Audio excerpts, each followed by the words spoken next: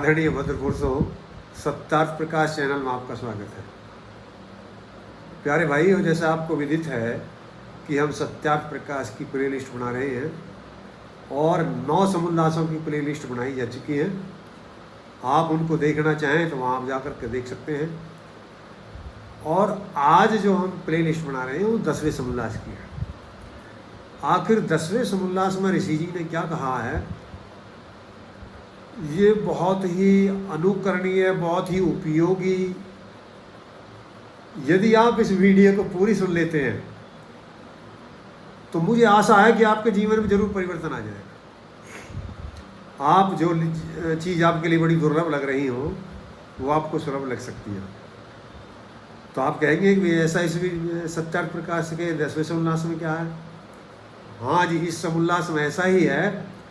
ऋषि जी ने मूल रूप से इसमें 4 विषय लिए: आचार, अनाचार, भक्ष, अभक्ष। यानी हमें क्या तो करना चाहिए और क्या नहीं करना चाहिए, क्या खाना चाहिए और क्या नहीं खाना चाहिए। अब ये हमारे 4 विचार हो गई और हम इन चारों पे अलग अलग लिस्ट में वीडियो बना कर डालेंगे। तो आज जो हमारा पहला ये वीडियो हम बना रहे हैं ये है आचार के ऊपर। आचार वो नहीं है खाने वाला, आचार से मतलब है आचरण, और आचरण के आधार पर ही हम, यदि गरीब हैं तो उसी के आधार पर हैं, रईस हैं तो उसी के आधार पर हैं, धर्मात्मा हैं तो उसके आधार पर हैं, अधर्मी हैं तो उसके आधार पर हैं, सुखी हैं तो वो आधार है, दुखी हैं तो वो आधार है। तो जो इन सब चीज़ों का आधार आचार है, आज हम इस विषय पर विचार करेंगे। और मुझे पूरी आशा है कि यदि आप ये पूरी वीडियो सुन लेते हैं और सुनने के बाद में फिर आचरण का नंबर आता, यदि फिर आचरण करते हैं तो आप जो चाहेंगे वो आपको मिल सकता है। महर्षि दयानंद जी बहुत ही उच्च कोटि के दार्शनिक, विद्वान और एक वो मोटिवेशनल स्पीकर थे। ऐसे नहीं थे, साधारण मनुष्य नहीं थे। मैंने तो अब तक बहुत विद्वानों को पढ़ा है, वो देश के भी हैं, विदेश के भी हैं, लेकिन उनके तुल्य मुझे कोई अभी व्यक्ति ऐसा नहीं मिला। कुछ आंशिक मिले हैं, लेकिन ऐसा कोई व्यक्ति दूसरा मुझे अभी पढ़ने में नहीं आया कि जो महर्षि दयानंद के बराबर मुझे लगा हो सकता है आपने कोई पढ़ लिया हो या आपने महर्षि दयानंद ना पढ़ा हो। तो अब जो हम इस विषय पर विचार कर रहे हैं, क्या विषय है? आचार। और इस आचार का जनक क्या है? विचार। यदि आप अपने जीवन में सफलता चाहते हैं, उन्नति चाहते हैं, प्रगति चाहते हैं, सत्य का समझना चाहते हैं, तो जैसे मैं बताता रहा हूँ हर वीडियो के अंतर्गत कि आप सत्यार्थ प्रकाश को अवश्य पढ़िए। इतनी अच्छी पुस्तक संसार में आज तक कोई बनी नहीं है। और यदि आप उस पुस्तक को पढ़ नहीं सकते हैं तो ये वीडियो, आप जितनी हमने वीडियो डाली हैं, आप निरंतर इन वीडियो को सुन लीजिए। और जो लगता है संसार में प्रचार प्रसार के लिए, आप इन वीडियो को शेयर कीजिए, जिससे संसार सत्य का लाभ लेकर के असत्य से दूर होकर के अपने जीवन का कल्याण कर सके, संसार सुखी हो सके। तो इतना बड़ा प्रयोजन। एक और मैं बात बताऊं, जो अभी महर्षि दयानंद जी के हम 10वें समुल्लास का विश्लेषण कर रहे हैं, उसका क्या है? आचार। जनक क्या? विचार। यानी आपके जैसे विचार हैं, आपका आचरण वैसा ही होगा। यदि आप चाहते हैं कि मैं सफल व्यक्ति हूं, मैं एक धर्मात्मा व्यक्ति हूं, मैं एक यशस्वी व्यक्ति हूं, तो आपको इन सब के अनुरूप अपने विचार करने पड़ेंगे। और यदि आपके विचार ऐसे नहीं हैं, विचार आपके असफल व्यक्ति के हैं, विचार आपके दरिद्र व्यक्ति के हैं, विचार आपके दुखी व्यक्ति के हैं, और फिर आप मनोरथ प्रार्थना करें या आशा करें कि मैं सफल व्यक्ति हूँ, मैं सुखी व्यक्ति हूँ, तो नहीं।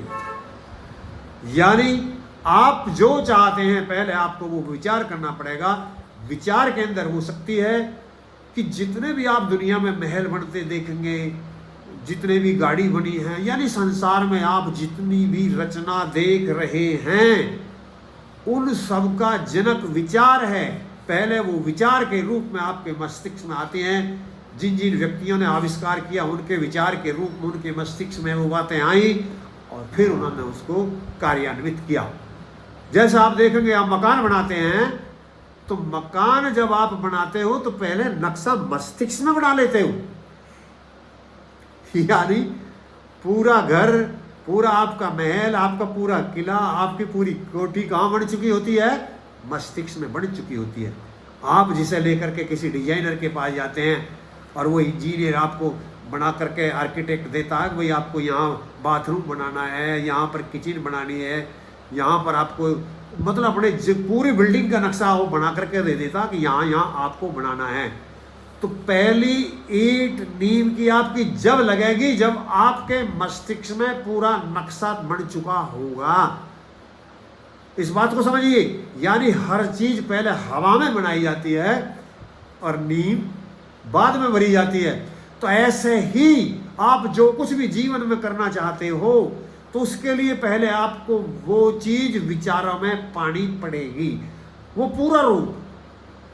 अब जब वो आप विचार पैदा कर लेंगे, जब वो मस्तिष्क में विचार ले आएंगे, विचार के अंदर वो शक्ति है, जो आप कर लेंगे वो बन जाएंगे। जब तक आप विचार नहीं कर सकते, जब तक आचार नहीं हो सकता। आचार के लिए सबसे पहले आवश्यक है विचार। तुम किसी जो चीज चाहते हो खूब सोचिए बैठ करके ठंडे दिमाग से और अपना एक विचार बनाइए। अब ये विचार कैसे बनाए? प्रश्न ये आता, हम जो अपना विचार कैसे बनाएं? सबसे पहले यदि आपके जीवन का आज तक का कोई लक्ष्य नहीं है तो आप लक्ष्य बनाइए अपना। अब आप कहेंगे कि ये क्या चीज है? खैर, कुछ व्यक्ति तो ऐसे होंगे जिन्होंने अपने लक्ष्य बना चुके हैं और उनके लिए सतत प्रयास कर रहे हैं, और कुछ अधिकांश व्यक्ति ऐसे मिलेंगे, अधिकांश तो बोल रहा हूँ, ऐसे मिलेंगे जिन्हें लक्ष्य की पता ही नहीं कि लक्ष्य क्या चीज़ होती। यदि आप अपने जीवन में कुछ करना चाहते हो तो लक्ष्य का होना नितांत आवश्यक है। महर्षि दयानंद जी और वेद और परमात्मा ये कहता है आप जो भी कार्य करो उसका दृढ़ प्रयोजन होना चाहिए, और यदि उस कार्य का कोई दृढ़ प्रयोजन नहीं है तो फिर उस कार्य को मत करिए। यानी आप जो भी कार्य कर रहे हैं बार बार पूछिए अपने से कि मैं इस कार्य को क्यों कर रहा हूं, मैं इस कार्य को क्यों कर रहा हूं, मैं इस कार्य को क्यों कर रहा हूं। जब इसका आपको जवाब मिल जाए तो मैं इस कार्य को क्यों कर रहा हूं, फिर आप करते हैं। और आपको यही पता ना मैं इस कार्य को क्यों कर रहा हूं, फिर क्या? तो ये है लक्ष्य की तरफ आपको ले जाएगा।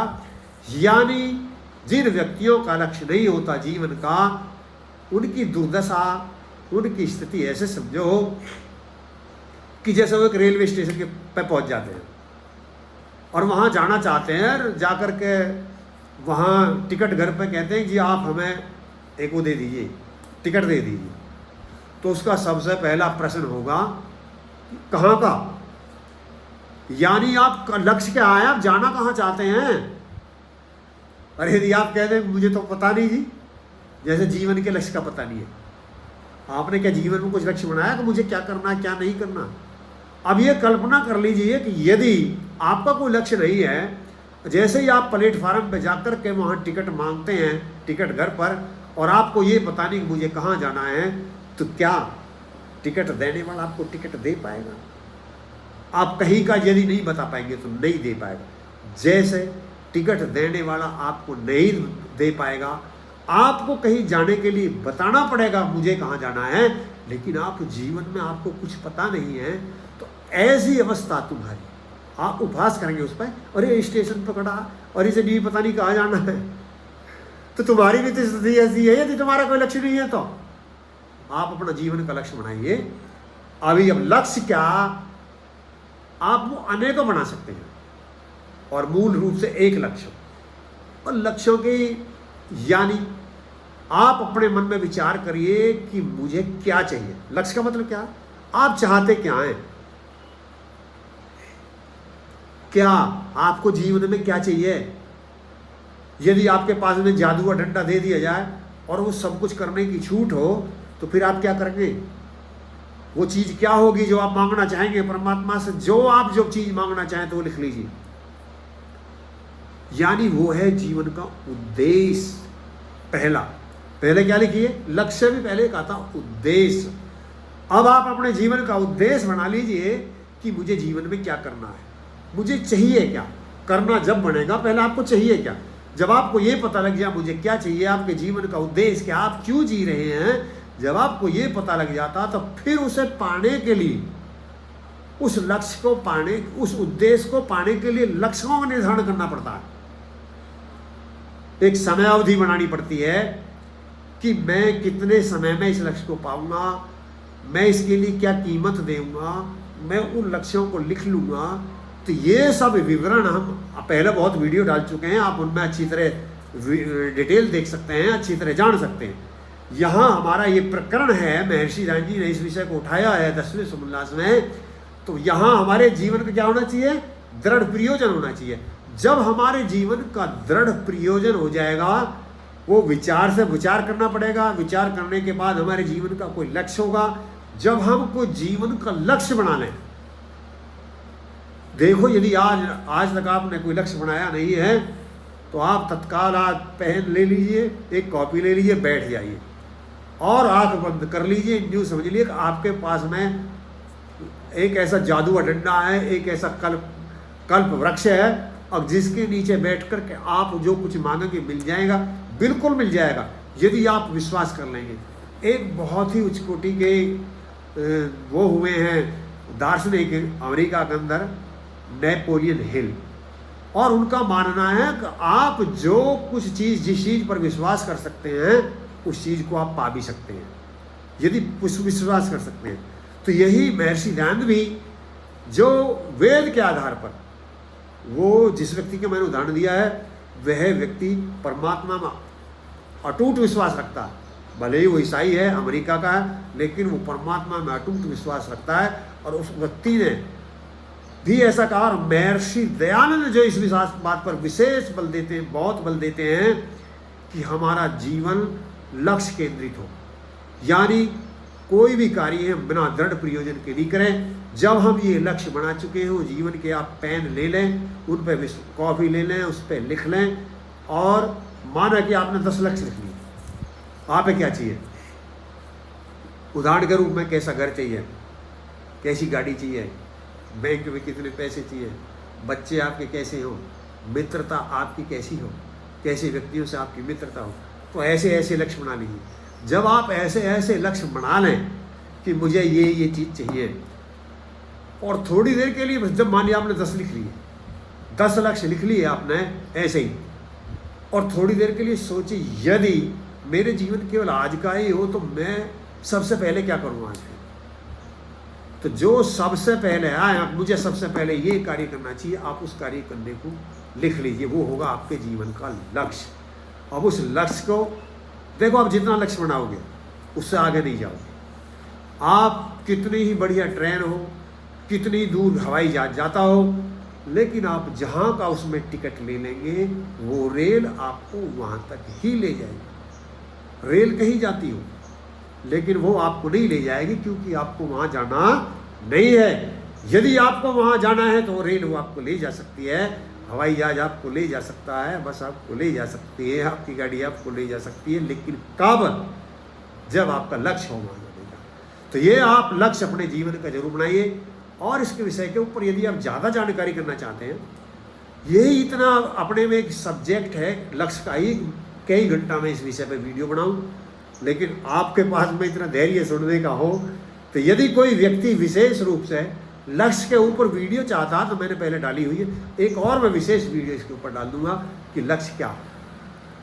वैसे मैं किताब की भी प्ले लिस्ट इस पर बनाऊंगा लक्ष्य के ऊपर, और वो जो बहुत ही उपयोगी किताब है उसको आप देखेंगे। मैं ब्रायन ट्रेसी की प्ले लिस्ट बनाऊंगा लक्ष्य किताब की, बहुत ही उपयोगी किताब है। तो वो आप अब अपने जीवन का देखो जी, मूल मंत्र है, आधार है। आप ये वीडियो सुने बस और कुछ ना करें, कोई लाभ नहीं है। ये वीडियो सुने, फिर आपको लगे कि ये इसमें ये चीज़ अच्छी है, तो फिर उस पर आचरण शुरू कर दें, नहीं तो लाभ नहीं होगा। खैर अभी अगली वीडियो में इसमें भी चर्चा करेंगे। अब हमने लक्ष्य निर्धारित कर लिया जो भी है, अब वो लक्ष्य निर्धारित करने के बाद में फिर हमारी अगला जो कदम होना चाहिए वो नीचे दिनचर्या। हमारी दिनचर्या क्या हो, इस पर वेद में बहुत बल दिया, महर्षि सिद्धांत ने बहुत बल दिया है।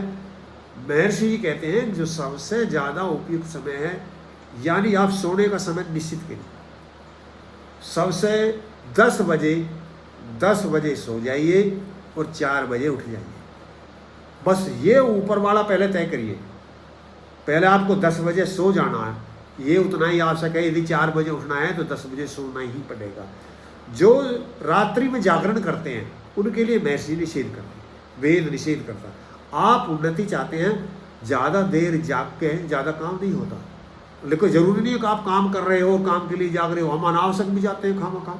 तो यहाँ महर्षि ने विशेष दिनचर्या में क्या बात कही है कि आपको 10 बजे सो जाना चाहिए और 4 बजे उठ जाना चाहिए। 4 बजे उठ जाने के बाद क्या करना चाहिए? वो कहते हैं फिर आपको नित्य कर्म करने चाहिए। नित्य कर्म क्या? सबसे पहले उठते ही परमात्मा के जो सुबह प्रातः काल के मंत्र हैं वो दिए गए हैं, यानी मंत्र तो आपके याद नहीं है, लेकिन आप परमात्मा का उठते ही ध्यान करिए। हे परमात्मा, आपका मेरे से बहुत आभार है, मैं शाम को सोया था और मैं बिल्कुल ठीक ठाक उठा हूँ, मेरे परिवार के सगे संबंधी सब ठीक ठाक हैं, तो कितनी खुशी की बात है। ऐसे बहुत व्यक्ति से जो शाम को सोए थे वो लाखों व्यक्ति होंगे, करोड़ों व्यक्ति होंगे दुनिया के अंदर जो सुबह नहीं उठे, या वो तो उठ गए हैं लेकिन उनके सगे संबंधी नहीं उठे हैं। और मैं कितना लकी हूँ, मैं कितना भाग्यशाली हूँ, मैं भी और मेरे परिवार वाले।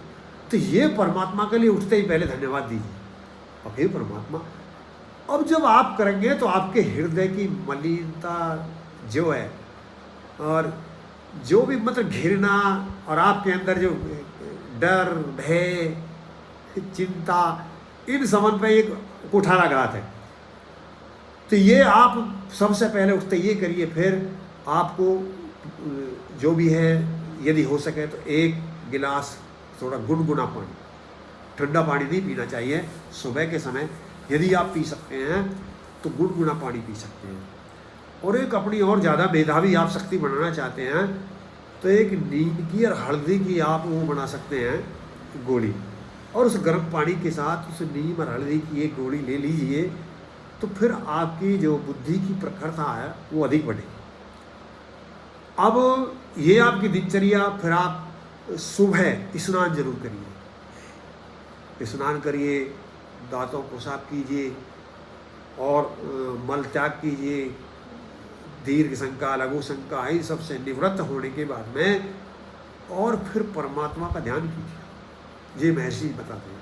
और परमात्मा का ध्यान आप ऐसे करें, मूल रूप से ये समझ लीजिए, आप मैंने जैसे पहले बताया, और विचार से ही आचार सही होता है। जैसा हमारा विचार होगा वैसा आचार होगा। अब कभी या ज़्यादा बारीकी पर आप सोचेंगे, बिना विचार के आप कार्य नहीं कर सकते, पहले विचार ही बनता है। हम कुछ भी काम करते हैं, यानी खाना भी खाते हैं तो भाई विचारों में तैयार होते हैं कि मैं खाना खाऊंगा, पानी भी पीते हैं तो पहले विचारों में तैयार होते हैं मैं पानी पीऊँगा, हम किसी को गाली भी देते हैं तो पहले विचारों में तैयार होते हैं कि मैं किसी को गाली दूंगा, हम किसी को प्यार करते हैं तो पहले विचारों में तैयार होते हैं। तो यहाँ जो हमारी दिनचर्या है वो विचार के अनुरूप विचार हम चाहते हैं, इसलिए हम परमात्मा के धूरे बैठ करके वहाँ से अलग कोई विचारवान है नहीं, उससे बड़ा कोई विचारवान नहीं है। आप वहाँ बैठ करके परमात्मा का ध्यान कीजिए थोड़ी देर। और ये खैर ज़्यादा इस पर चर्चा बाद में करेंगे, लेकिन ये जरूर कीजिए कि मुझे क्या करना है और क्या नहीं करना, इस विषय को वहाँ परमात्मा से तय कर लीजिए। उसका ध्यान करते हे परमात्मा, मैं तेरी आज्ञा को नहीं तोड़ूंगा, आज्ञा में रहते हुए। ये विषय थोड़ा हम ज़्यादा चर्चा बाद में करेंगे, इसमें नहीं कर पाएंगे। तो थोड़ा ईश्वर का वो शक्ति है, किसी व्यक्ति को ये संशय हो कि ईश्वर है या नहीं है, तो हमने पहले वीडियो डाली जा चुकी है, उनसे आप देख सकते हैं। आप सत्यार्थ प्रकाश चैनल को अपने आप जहाँ भी देख रहे हैं, मैं चाहूँगा आप इसको YouTube पर देखें, उसमें वहाँ पूरी वीडियो देख सकते हैं। यदि WhatsApp पर देखते हैं तो पूरी वीडियो नहीं देख पाएंगे, वहाँ कट जाती है। तो आप YouTube पर जाकर के देखिए, चैनल को सब्सक्राइब कर लीजिए और बेल आइकन की घंटी को दबा दीजिए, तो हमारे द्वारा जो डाली हुई सबड़ी वीडियो हैं आप तक पहुँच जाएंगी, आप वहाँ सर्च कर सकते हैं। तो ये आप जब दिनचर्या में परमात्मा का ध्यान अवश्य करें, और एक उसके बाद आपको अग्निहोत्र करना चाहिए नित्य। ये बहुत उन्नति के कारण है। आपको ये विचित्र लग रहा होगा, लेकिन आप जितना कर सकते हैं उतना कर लें। लेकिन जो दिनचर्या मैं बता रहा हूँ, यदि आप उसके अनुरूप चलते हैं, लेकिन ये क्रिया ऐसी उबाऊ नहीं हो और आपके कार्य बाधित ना हो। पहले आप 1 घंटा भर भजन में बैठे रहे, 2 घंटा बैठे रहे, 4 घंटा, ये मैंने बता दी ना। पहले आपको लक्ष्य, आप अपने लक्ष्य के अनुरूप आपको दिनचर्या बनानी पड़ेगी। लक्ष्य के अनुरूप ही आप संध्या कर पाएंगे, लक्ष्य के अनुरूप आप यज्ञ कर पाएंगे। करना चाहिए, वो आप सकेंगे, वो करनी चाहिए, जरूर करनी चाहिए। जिन्हें आप समझेंगे कि समय बर्बाद हो रहा है, वो आपकी उन्नति की सीढ़ी बनेंगी। और यदि आप ऐसा नहीं करेंगे तो वहाँ नहीं जा सकते। आप कहेंगे कि दुनिया चली गई, वहाँ रईस बन गए, कोठी ले ली, बड़ी बड़ी गाड़ी ले ली। आप समझ सकते हैं वो पहुंच गए, कहाँ पहुंच गए, लेकिन उनकी मनोस्थिति देखिए क्या होता। उनकी मनोस्थिति क्या, पूरी पूरी रात, जिन्हें आप बढ़िया धनपति हो समझ सकते हो, पूरी पूरी रात करोड़ बदलते चली जाती हो, नींद न आती हो, और उन्हें इतनी ज़्यादा चिंता लगती हो। जिन्हें आप बढ़िया लग रहे हो और दिल नहीं करते हैं, उन्हें जिन क्या क्या गोली की आवश्यकता पड़ती हो। तो ये समझना अलग है। जिसे आप सुखिया समझ रहे हो, कितना बड़ा दुखिया हो, ये विचारों का सौदा है। खैर, यहाँ हम जो कर रहे हैं, आप अपनी दिनचर्या बनाइए, और दिनचर्या में जो आपको कल करना है, अच्छा हो कि वो आप वो पहले दिन लिख लें। हेलो, जो आप कल करना चाहते हैं, अच्छा हो कि वे शाम के टाइम लिख लें। यदि आप शाम के टाइम लिख लेंगे मुझे ये कल करना है, तो आप कल के लिए आपके पास में जो 2 मस्तिष्क होते हैं, एक चेतन मस्तिष्क होता है, एक अवचेतन मस्तिष्क होता है। वो अवचेतन मस्तिष्क उस कार्य पर शुरू कर देता है जो आपको सुबह कार्य करने हैं। और सुबह उठते ही आपको आज मुझे क्या करना है, मुझे कितने बजे किससे मिलना है, कितने बजे मुझे क्या करना है, उसी के अनुरूप अपनी गति करनी है। ये सब आचार के अंतर्गत आ रहा। आपको क्या करना है, तो जब आप ऐसा कर देंगे तो आप जो आपने शाम को लिख लिया, ऐसा हो सकता है कि उनमें वो कार्य आपके हाथ में ना हो। आपने किसी अधिकारी से मिलना है, किसी नेता से मिलना है, किसी दूसरे सगे संबंधी से मिलना है, और उस कार्य का सिद्ध होना उसके हाथ में है। ये तो हो सकता है वो कार्य सिद्ध ना हो, लेकिन उस कार्य के लिए यत्न करना तो आपके हाथ में है। आपके यत्न करने के उपरांत वो कार्य नहीं होता तो आपकी गलती नहीं है, लेकिन आपने उस कार्य के लिए यत्न ही नहीं किया तो आपकी गलती है। तो इस बात के ऊपर महर्षि ध्यान बल देते हैं कि आपको नितांत बिल्कुल दृढ़ प्रयोजन होना चाहिए, और एक क्षण भी व्यर्थ नहीं जाना चाहिए। आपका एक क्षण भी व्यर्थ नहीं जाए। आप हर वक्त प्रति क्षण क्या वर्तमान में, पुरुषार्थ में वर्तमान रहें, यानी उद्यमी रहें। हर वक्त आप उद्यमी रहें। ये महर्षि ज्ञान जी कहते हैं, एक क्षण भी आप आलसी, प्रमादी, अनावश्यक वाले ना रहें। यहाँ महर्षि ज्ञान जी से 10वें समुल्लास में इन विषयों को विशेष करके बल देते हैं। तो ये आपकी दिनचर्या जो आपने पूर्व निश्चित कर ली, आपको कब खाना है उस समय जरूर खाना है। यहाँ महर्षि ज्ञान जी बहुत बल देते हैं, कह रही है भक्ष्य में बात करेंगे कि आपको भूखा नहीं रहना है और बिगर भूख के नहीं खाना। तो यहाँ ये सब दिनचर्या के अंतर्गत आ रहा है। आपको दिनचर्या अपनी व्यवस्थित बना लेनी चाहिए लिख करके, और उसमें कोई समझौता नहीं करना चाहिए। गर्मी हो, सर्दी हो, बाहर हो, भीतर हो, किसी से मित्रता हो, शत्रुता हो, जब जितने अनुशासित होंगे, आप जितने अपने को नियमित कर लेंगे, आप समझो उतनी ही उन्नति कर लेंगे। यदि आप अनुशासित नहीं हैं, आपकी दिनचर्या व्यवस्थित नहीं है, आपका कोई सोने का समय नहीं, उठने का समय नहीं, नहाने का समय नहीं, खाने का समय नहीं, तो फिर कुछ करने का भी समय नहीं। तो जब कुछ करने का समय नहीं है तो फिर कुछ मिलने का भी नहीं। और यदि आप कुछ लेना चाहते हो तो ये जैसा आप लेना निश्चित चाहते हो, अब मुझे ये मिलना चाहिए, यदि आप अपने लेने को निश्चित करना चाहते हो तो करने को निश्चित कर लीजिए। जब आप अपने करने को निश्चित कर लेंगे तो लेना आपका निश्चित स्वतः हो जाएगा, क्योंकि जैसा कारण होता है कार्य वैसा ही हो जाता है। तो यानी आप अपनी पूरी दिनचर्या वो बना लीजिए, और फिर उस दिनचर्या को कोई बहुत ही ज़्यादा आपत्ति विपत्ति हो तो छोड़ सकते हैं, नहीं तो उसे एक लोहे का चौकटा बना लीजिए। आप फिर छूट नहीं होगी। जो आपने विचार करके निश्चित कर लिया, डायरी में लिख लिया, मैं इतने बजे उठूंगा, मैं इतने बजे तक ये करूंगा, इतने बजे तक ये करूंगा, इतने बजे ये करूंगा, वो ही आपको करना है। क्यों करना है? कि आपने लक्ष्य बनाया, आपको कहीं जाना है। यदि आपने लक्ष्य बनाया कि मुझे मुंबई इतने टाइम तक जाना है, तो फिर आप अपनी मर्जी से आने वाले स्टेशन पर उतरकर घूमने नहीं जा सकते। यदि आपको मुंबई जाना है, दिल्ली से चलने के बाद या गाजियाबाद से चलने के बाद आप अगले स्टेशन पर उतर जाते हैं, कहते चल हम यहाँ घूम के आते हैं, शहर को देख लेते हैं, तो फिर आप मुंबई जहाँ जाना था वहाँ की बात भूल जाइए, वहाँ नहीं जाओगे। वहाँ जाने के लिए आपको बीच के सब स्टेशन छोड़ने पड़ेंगे, सीधे वहीं के लिए बैठा रहना पड़ेगा। तो ये आप जीवन का अपना लक्ष्य बना करके वहाँ चलिए और अपनी दिनचर्या को ऐसी व्यवस्थित कीजिए। अब आगे जो महर्षि जी कहते हैं बहुत विशेष बात कहते हैं कि आपकी दिनचर्या, आपके लक्ष्य, आपके विचार ये बहुत अच्छे हैं, लेकिन आपकी मित्रता कैसे व्यक्तियों से है, इस पे बल देते हुए ऋषि जी कहते हैं कि जो आपने लक्ष्य बनाया है, जो आपकी जैसी दिनचर्या है, आप ऐसे ही व्यक्तियों से मित्रता कीजिए, और जो आपके लक्ष्य के अनुरूप व्यक्ति नहीं है, आप उन व्यक्तियों से मित्रता मत कीजिए। यानी जिस क्षेत्र में आप जाना चाहते हैं, जहां आपको जाना है, उसी क्षेत्र के जो विशेषज्ञ व्यक्ति हैं, वो एक इसको यज्ञ बताते हैं, यह एक यज्ञ है, और इस यज्ञ को जो नहीं करता वो दुखों में रहता है।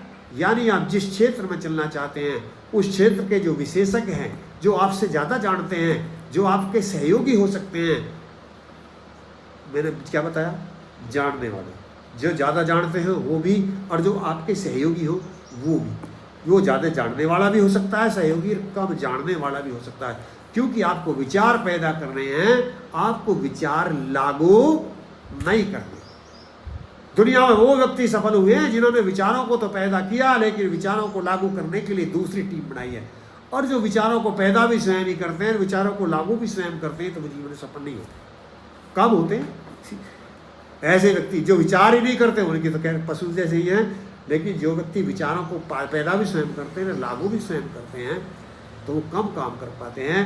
जो व्यक्ति विचारों को अलग पैदा करने वाली टीम होती है, विचारों को लागू करने वाली अलग टीम पैदा होती है, तो वो ज़्यादा काम कर पाते हैं। तो यहाँ ध्यान रहे कि आप विचारों को पैदा करने वाले बनिए।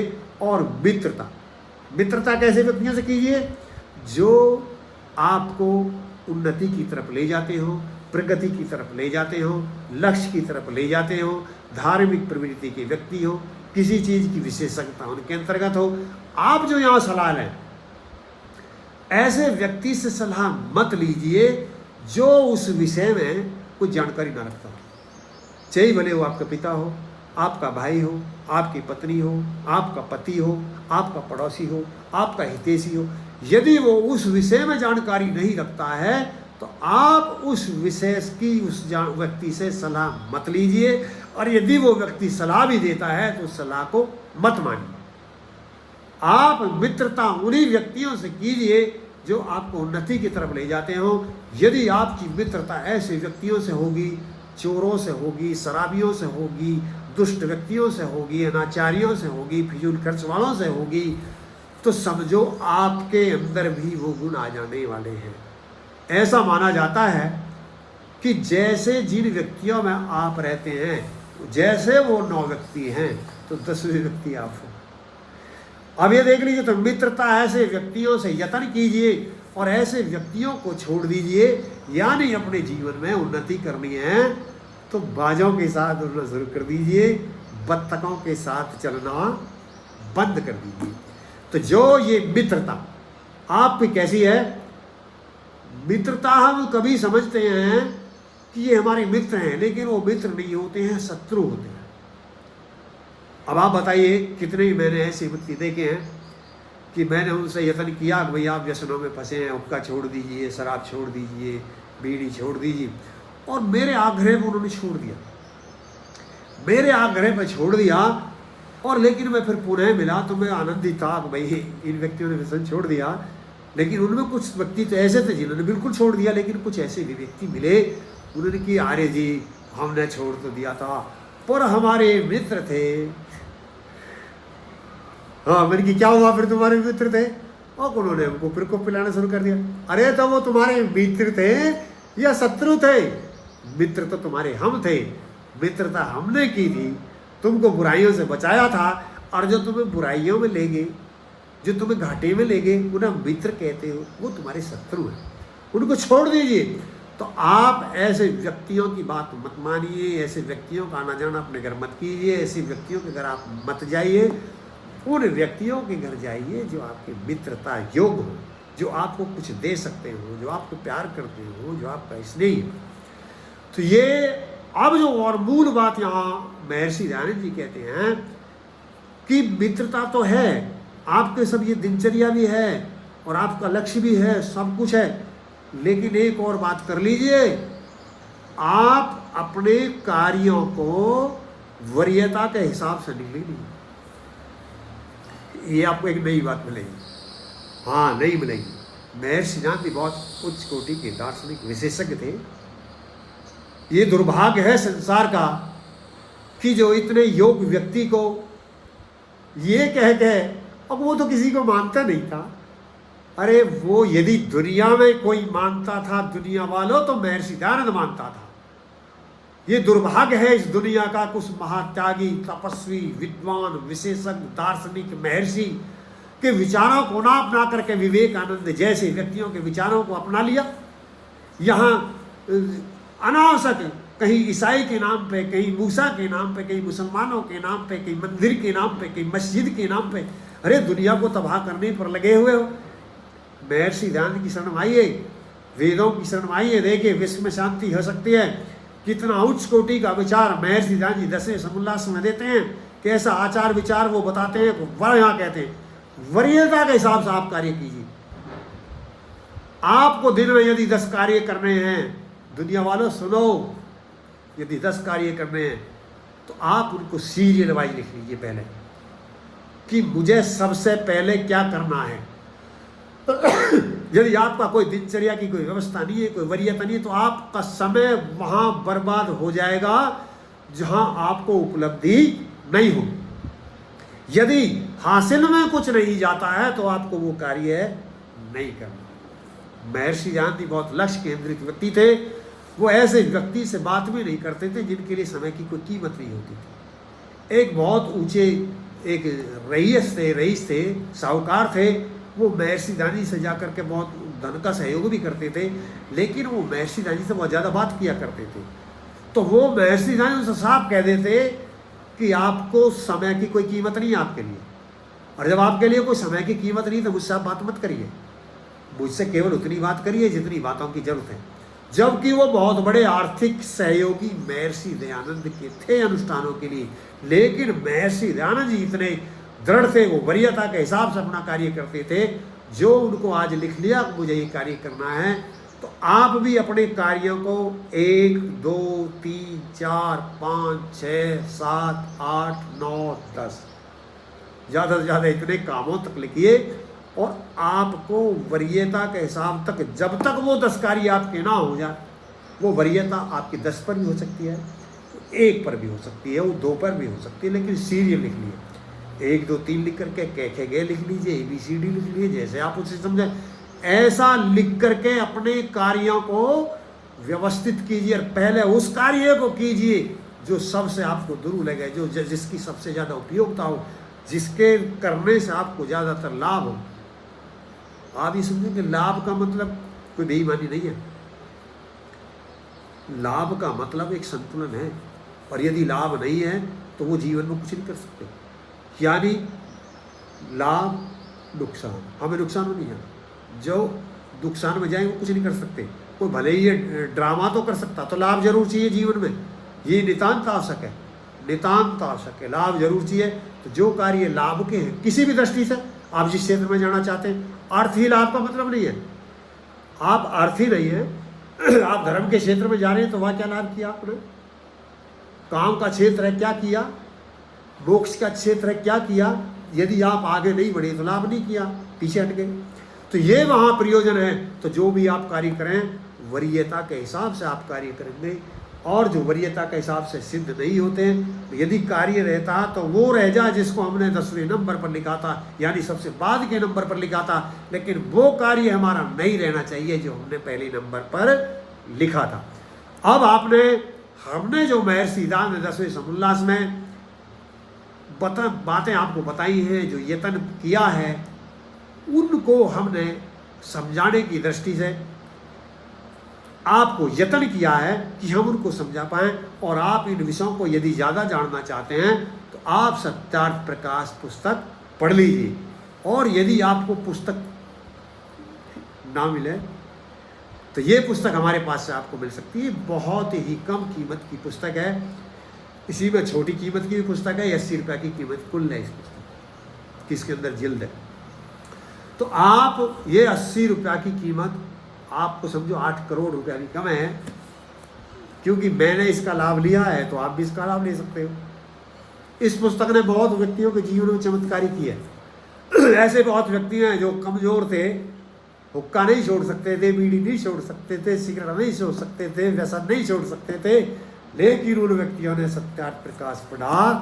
राम प्रसाद बिस्मिल जैसे व्यक्तियों ने सत्यार्थ प्रकाश पढ़ा। श्रद्धानंद शर्मा जैसे जो व्यक्ति थे, उन्होंने सत्यार्थ प्रकाश को पढ़ा और अपने जीवन में उन्नति और चमत्कार कर लिया। आप भी कर सकते हो। ऐसे में बहुत व्यक्तियों को जानता हूँ।